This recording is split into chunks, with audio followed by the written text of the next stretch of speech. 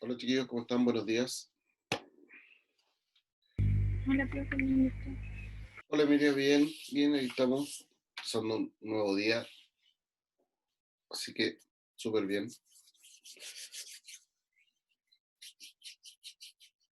Chiquillos, antes de empezar la clase les cuento algunas cosas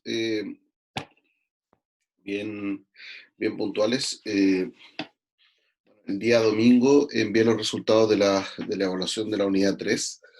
Los envié por correo, así que durante esta semana los voy a subir el documento en PDF, lo voy a subir a Classroom para que ustedes tengan la información de su porcentaje de logro y de el nivel de logro al que corresponde de acuerdo al resultado que ustedes tuvieron en la evaluación. ¿Ya? Por lo tanto, eso por una parte. Tengo que confirmar todavía las fechas, yo creo que las voy a confirmar hoy día durante el día, pero probablemente eh, vamos a tener la siguiente evaluación. Tendría yo que estarla subiendo al día viernes de esta semana la evaluación y estarla subiendo de aquí al viernes. Yo creo que de aquí al miércoles el temario de la evaluación correspondiente a la unidad 4 y yo creo que en un plazo más o menos hasta el 8 de septiembre, más o menos es lo que yo estimo de fecha. Igual tengo que confirmarla hoy día durante el día, pero probablemente sea así, ¿ya? Em, y eso correspondería a la evaluación de la unidad 4. En el caso de nosotros, la unidad 4 corresponde a imperialismo y colonialismo, ¿ya? Por lo tanto, para que ya vayan teniendo en mente y recordando cuáles eran los contenidos que estaban en esa unidad, ¿ya? Eh, Porque es la única fecha que me falta, porque las otras fechas ya las tengo desde las evaluaciones de la unidad 5 en adelante. Solamente me falta, como les digo, esta confirmación de esta evaluación, ¿ya? Em, eso, eso. ¿Alguna duda, alguna consulta sobre el tema de las evaluaciones? ¿No? ¿Está todo claro? Sí. Bien. Partamos entonces. En la clase de hoy vamos a terminar con los contenidos que corresponden a la unidad 5, que en este caso corresponde a Revolución Rusa. ¿Ya? A Revolución Rusa. Que ya la última parte de esta unidad número 5. ¿Ya? Eh, y sobre todo también para dar por cerrado el proceso eh, el- para dar por cerrado todo el proceso de la Primera Guerra Mundial, donde dijimos en algún momento que Rusia formó parte del bando de los aliados al iniciar la guerra, pero en algún momento durante lo que explicamos de la Segunda Guerra, dijimos que Rusia se había salido de la guerra. ¿Ya? Eh, no entramos en mayor detalle, solamente dijimos que tuvo que ver con las revoluciones que ocurrieron al interior del Imperio Ruso y que terminaron desarmando lo que había sido el Imperio Ruso. A continuación, entonces, vamos a revisar de qué se trató esa revolución y obviamente cuáles fueron las consecuencias de este proceso. ¿Qué fin de la presentación?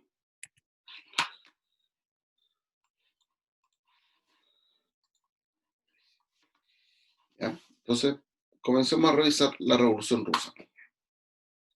La Revolución Rusa.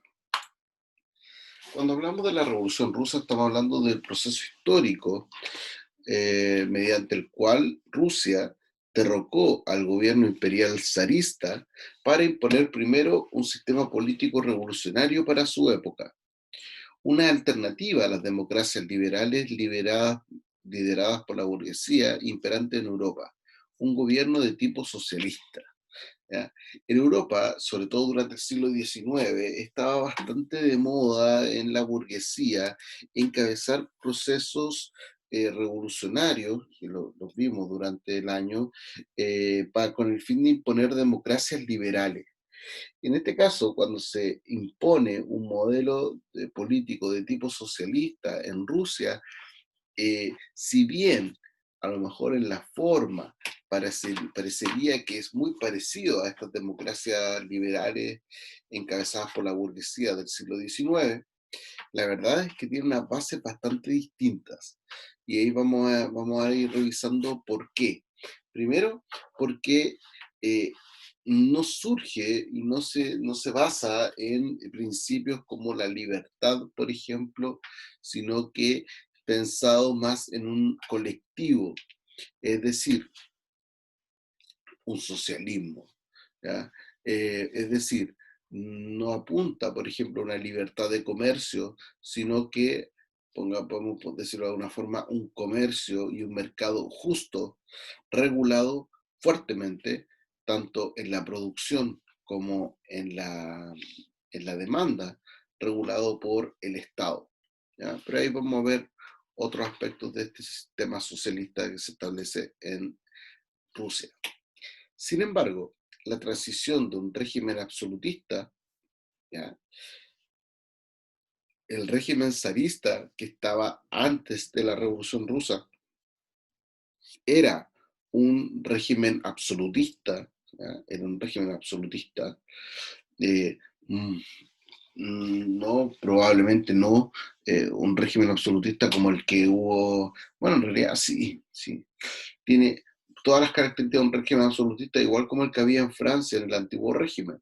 ¿Ya? De hecho, Rusia en 1914, en 1917, perdón, Rusia en 1917 tiene características muy similares a la de una sociedad de antiguo régimen. La transición de un régimen absolutista a uno socialista no estuvo exenta de crisis y de diferencias entre las facciones revolucionarias, situación que significó la aparición de uno de los líderes más representativos del siglo XX, Stalin. ¿Por qué va a ser tan importante la figura de Stalin? Porque Stalin va a representar en gran parte del siglo XX el pensamiento y las acciones de la Unión de Repúblicas Socialistas Soviéticas, eh, siendo un rival de par, un rival de igual a igual con otra de las mayores potencias del mundo, que ya en esta época se empieza a manifestar, que era Estados Unidos.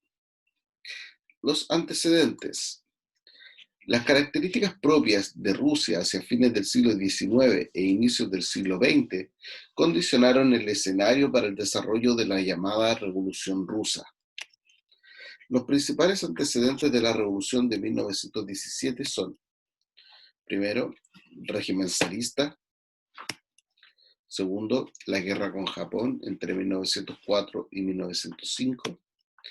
Y tercero, la revolución de 1905. Estos elementos que ocurrieron 10, 12 años antes de la revolución de 1917, pero que son significativos a la hora de poder comprender por qué ocurrieron las revoluciones de 1917. Régimen zarista. El régimen zarista se caracterizó por ser un sistema de gobierno de tipo absolutista encabezado por el zar, quien gobernaba a cerca de 120 millones de personas. O sea, hay un poder político ahí bastante fuerte. La sociedad era altamente desigual, controlada por la aristocracia, sinónimo de la nobleza, cercana al régimen y al clero. Estaba formada en su mayoría por campesinos que vivían en condiciones miserables. ¿Ya? Gran parte de la población rusa era campesina. Había población, eh, había población que se dedicaba a otras actividades, pero no era significativo la cantidad para las personas que vivían en Rusia. Obviamente estamos hablando de que eran muchas personas. Sin embargo, por ejemplo, si yo les dijera que habían 20 millones de personas que trabajaban en la actividad industrial, uno dice, oye, es hartas personas. Sin embargo, para la cantidad de 120 millones de habitantes que tenía Rusia, era una cantidad bastante menor. ¿Ya? A inicios del siglo XX, Rusia presenta una economía fundamentalmente agrícola, con un escaso desarrollo industrial localizado en las ciudades de San Petersburgo y Moscú. Ahí podemos ver una imagen del zar Nicolás II de Rusia, quien era el gobernante de este régimen zarista. La guerra con Japón. Este conflicto tiene una duración aproximada de un año, entre el 8 de febrero de 1904 y agosto de 1905. Consistió en la guerra contra Japón por la ocupación de los territorios de Manchuria y Corea, los cuales pertenecían a China. Eh, Japón, Japón es una nación que es insular, son islas, que está compuesta es un archipiélago que está compuesto por 4 grandes islas, ¿ya? Y el problema que tiene Japón, y ha tenido siempre, es que en su desarrollo y en esta búsqueda por su desarrollo industrial, ha tenido que salir a buscar a otras partes muchos recursos naturales con los que no cuentan estas islas. ¿Ya? De esa forma, los japoneses deciden ocupar las costas del continente asiático, en este caso territorios chinos. ¿Por qué se involucra a Rusia? Para bloquear el avance de los japoneses, pensando que en algún momento también iban a querer ocupar territorios correspondientes a Rusia. El resultado, finalmente, termina con la derrota de Rusia, que termina muy dañada, perdiendo no solo sus flotas de guerra, sino también frente a un rival directo en el imperialismo en el Extremo Oriente. ¿Ya? La guerra con Japón no fue solamente un tema de perder una guerra o un conflicto, sino que significó un golpe duro, fuerte, hacia hacia el ánimo, hacia el nacionalismo, hacia la autoestima, por decirlo de alguna forma, nacional de Rusia. O sea, eh, los rusos pensaban que los japoneses eran inferiores, no solamente en tamaño, en desarrollo y todo lo demás. Entonces, el haber sido vencido por los japoneses fue un golpe durísimo hacia el pueblo ruso, que obviamente se lo hizo saber al zar y se lo hizo saber al régimen absolutista zarista, eh, en una revolución que se desarrolló ese mismo año de 1905. Las causas de esta revolución de 1905 fueron las siguientes. Primero, obviamente, la derrota rusa frente a Japón en el año 1905, como una especie de reclamo del pueblo hacia el zar, producto de la incapacidad de poder enfrentar de buena forma a un rival como el caso de Japón.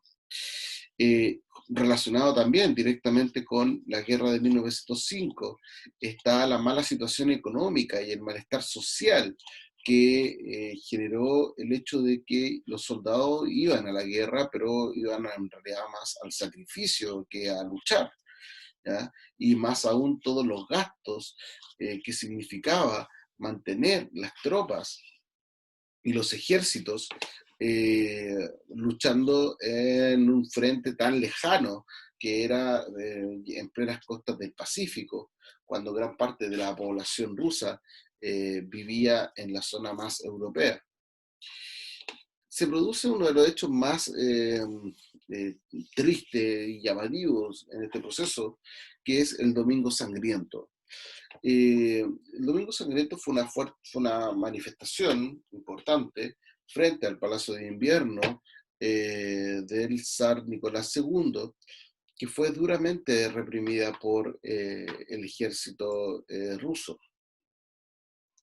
Esto, obviamente, no hizo más que aumentar el enojo por parte de los grupos revolucionarios que buscaron rápidamente soluciones por parte de el zar, el cual radicalizó su postura y no quiere ceder frente a estos revolucionarios.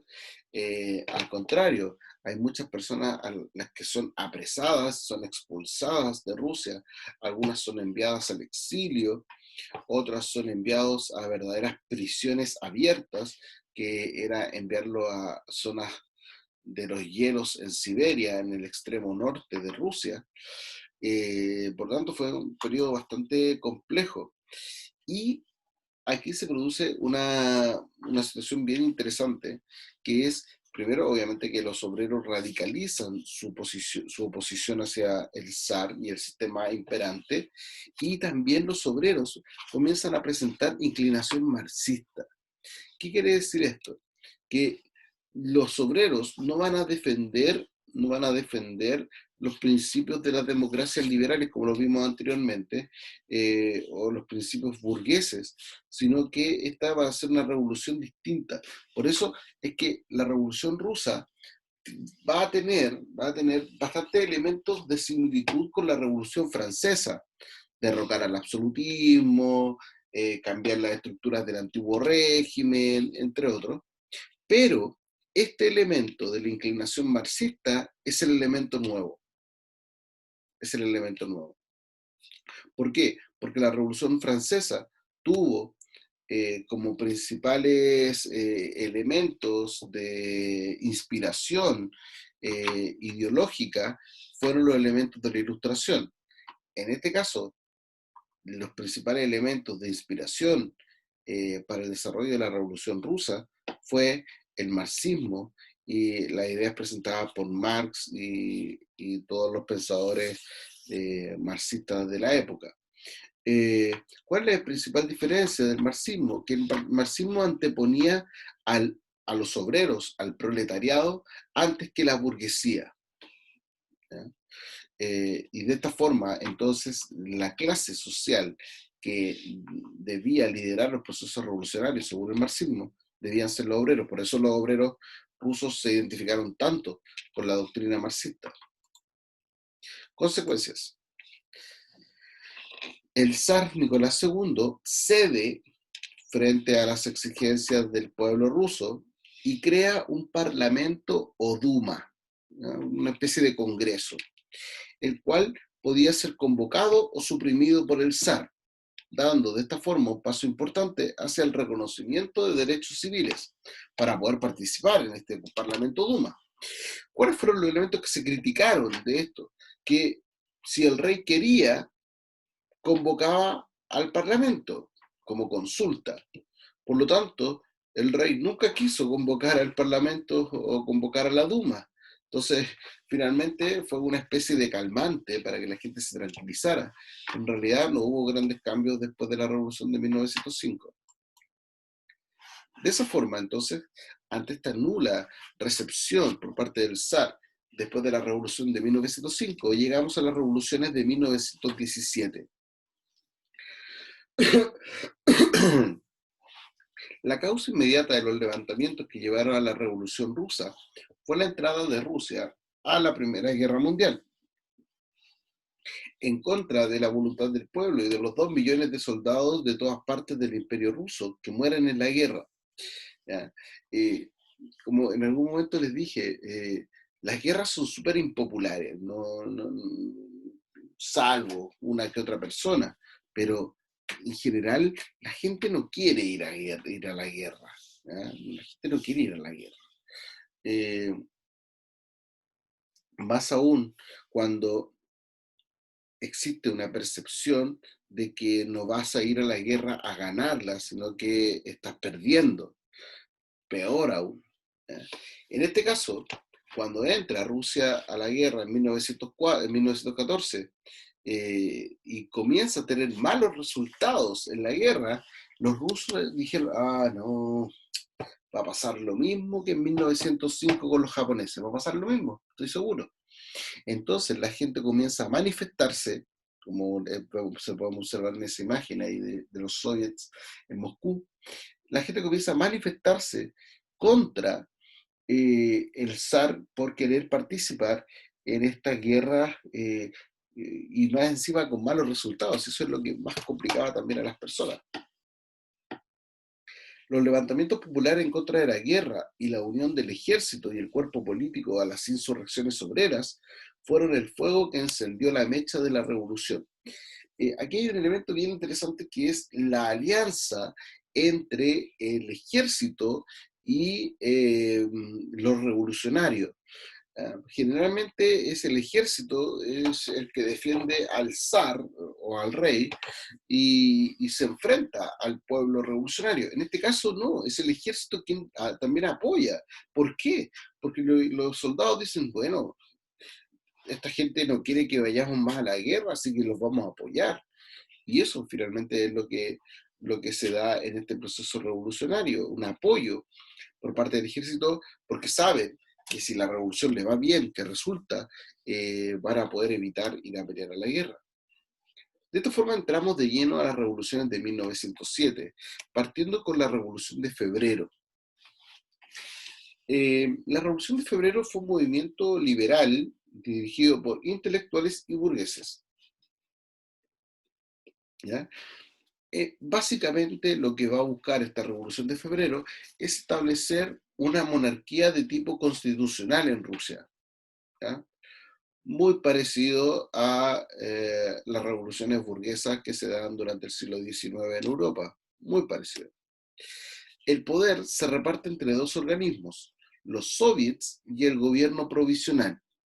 ¿Qué son los soviets? Los soviets son especies de asamblea eh, formada por representantes de los obreros, que son surgidos luego de la Revolución de 1905. Estas asambleas funcionan en las principales ciudades al interior del Imperio Ruso. ¿Ya? Entonces hay una asamblea o un soviet en San Petersburgo, un soviet en Moscú, un soviet en todas partes, pero en todas las ciudades. ¿Ya? Eh, de esta forma, los soviets van a ejercer lo que nosotros vamos a hablar del poder real luego de la revolución y van a estar controlados por los bolcheviques. Vamos a ver enseguida quiénes son los bolcheviques. Mientras que el gobierno provisional tiene el poder de manera oficial luego de la revolución, ¿ya? Tiene el poder oficial, ¿ya? Y están controlados por los mencheviques. El gobierno provisional funciona de manera centralizada, ¿ya? De manera centralizada. En cambio, los soviets tienen representantes y funciona en distintas partes dentro de Rusia, ¿ya?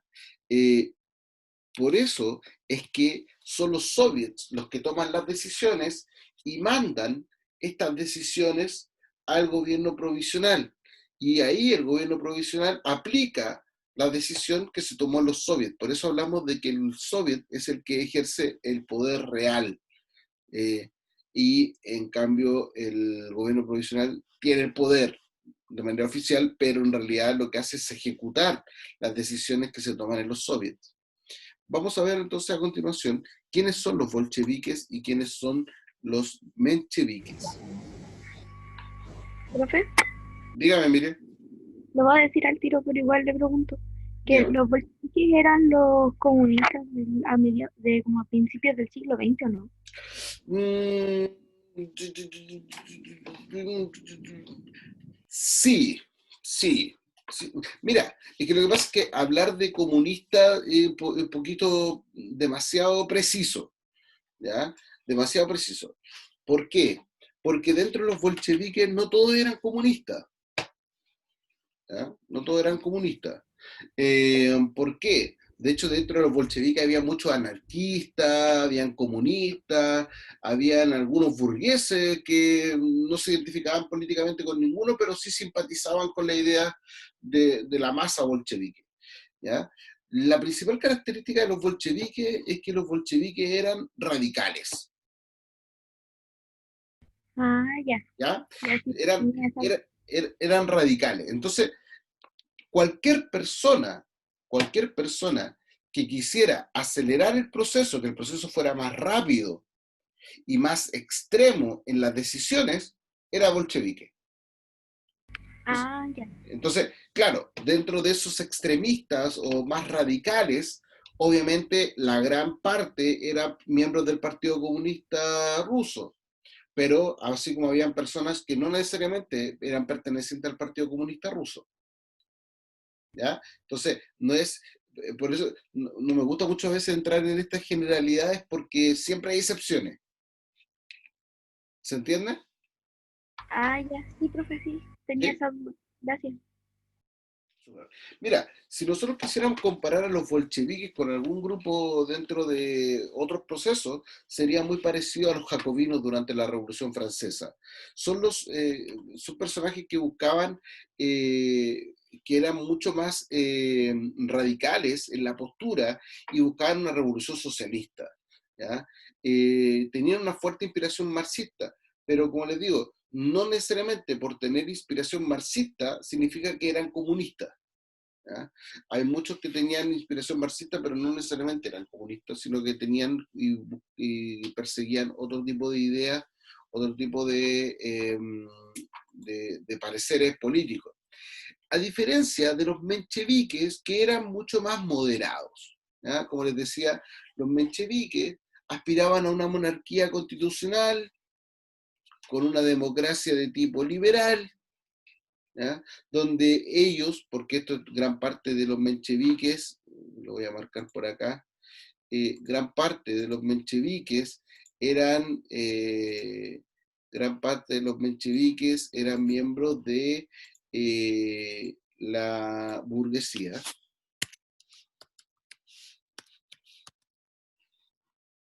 a diferencia de que gran parte de los bolcheviques eran miembros del proletariado o del grupo obrero. ¿Ya? Esa es la principal diferencia, donde la burguesía, al igual que la burguesía de otros países durante el siglo XIX, quería tener acceso al poder político, participar de las decisiones políticas, ¿ya? En un parlamento principalmente, por eso querían mantener una monarquía, pero además que funcionara con un parlamento y donde ahí ellos pudieran participar. Eso es lo que querían los mencheviques, que eran los más moderados. Los bolcheviques no. Los bolcheviques no, compadre. Aquí nosotros vamos con todo, una revolución socialista. Queremos que haya una república de tipo socialista en Rusia y eso es lo que nosotros vamos a buscar y eso es lo que nosotros queremos. ¿Ya? Esa es la principal diferencia entre uno y otro. ¿Se entiende? ¿Sí? Sí, se entiende. Súper, súper, súper, súper.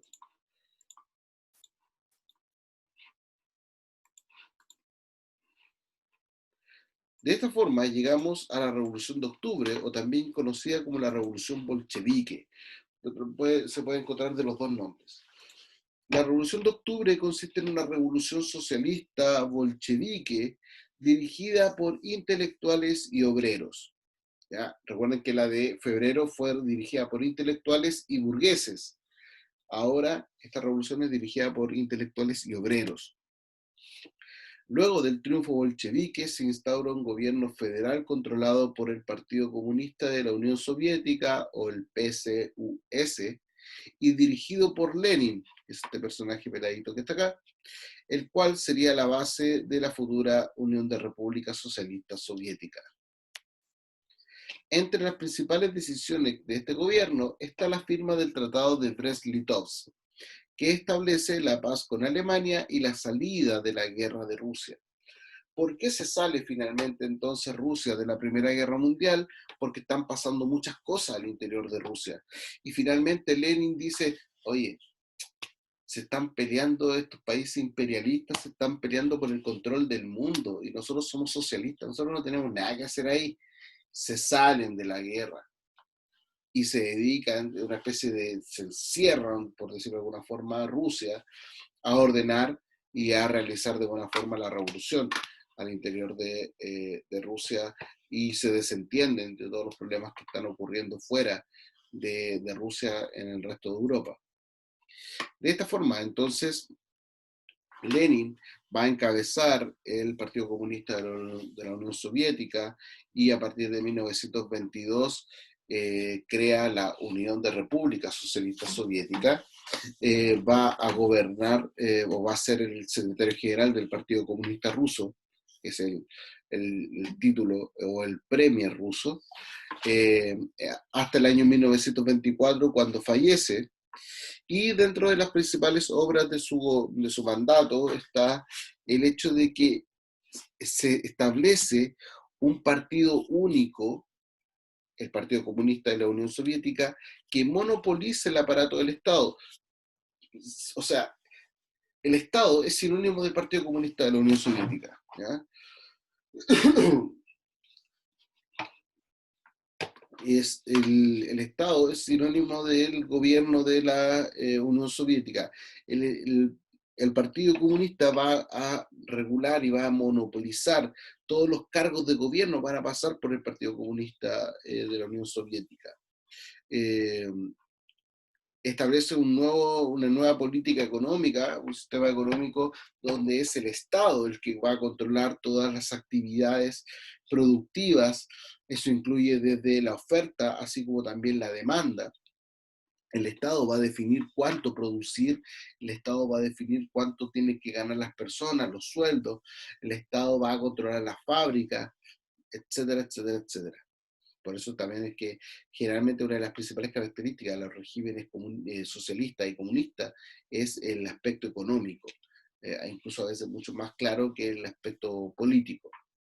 Y obviamente en este periodo va a haber una fuerte repercusión de la revolución con la creación de la Tercera Internacional en 1919, que va a provocar una oleada revolucionaria en Europa, que si bien no hubo grandes éxitos de estas revoluciones fuera de Europa o en Europa, eh, hasta otros casos en Asia, desde la década del 50 con la Revolución China, Vietnam, Corea, hasta llegar a fines de la década del 50 con la Revolución Cubana.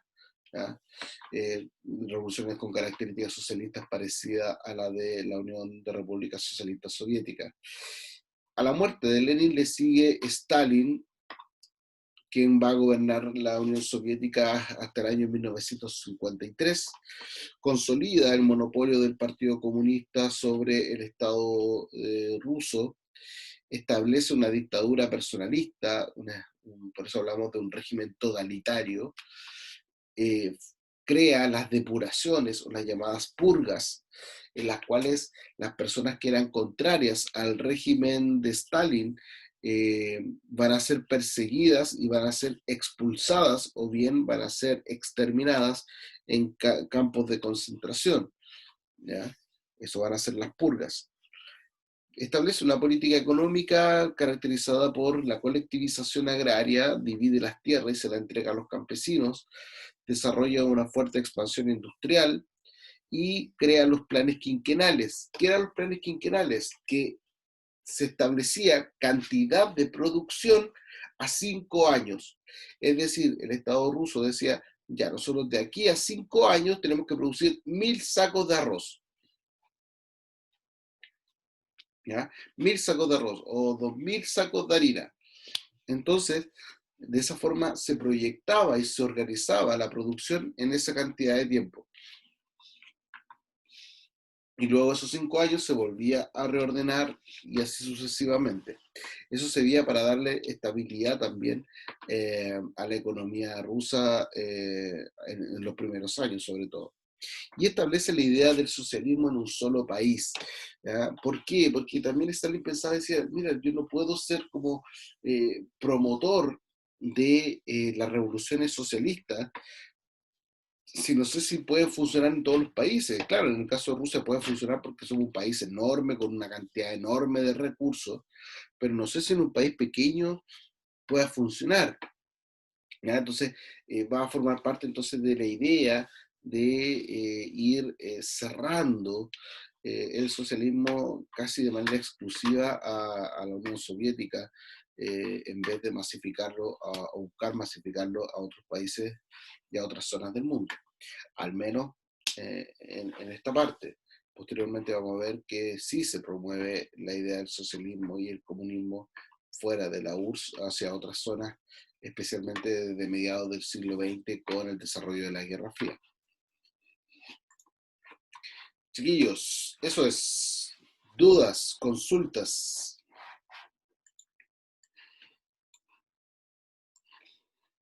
No, profe. ¿No? ¿Está clarito? ¿Dedito para arriba? ¿Sí? ¿No? ¿Sí? ¿Está claro? Sí, gracias Emilia. Gracias Martina. Enzo, gracias. Súper. Gracias Alejandra. Gracias Javier. Chiquillos, nos vemos entonces mañana. Me parece súper que les haya parecido bien esto. Mañana vamos a cerrar ya definitivamente con estos contenidos, así que estén muy bien. Nos vemos mañana. Cuídense. Que tengan buen Profe, día. no, ¿Ah? ¿Qué? nada. ¿Ah? Pensé que me quería decir algo. No. Ah, ya. Chao, chiquillos. Cuídense. Que estén bien. Nos Chao. vemos. Chao, chao.